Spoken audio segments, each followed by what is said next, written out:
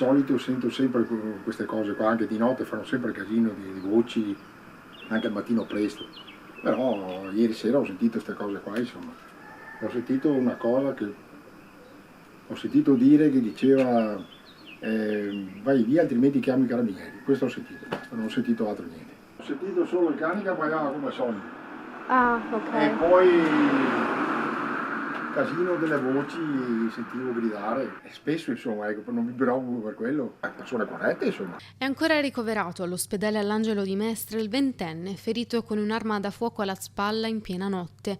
Stava rincasando con la compagna nella casa di Via Dasman a Zianigo, frazione di Mirano, dopo la serata passata insieme quando due persone gli hanno teso un agguato, arma da fuoco in pugno, gli hanno sparato alla spalla. Sul fatto indagano i carabinieri allertati dai soccorritori del SUEM 118 arrivati sul posto per medicare e trasportare in ospedale il giovane.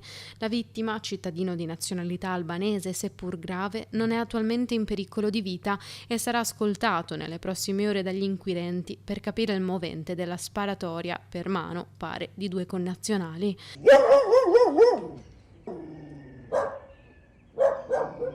All'origine si ipotizza un regolamento di conti legato allo spaccio, ma tutto è in mano ai carabinieri che nelle prime ore della mattinata sono tornati nella casa di Via Dasman per acquisire materiale utile alle indagini.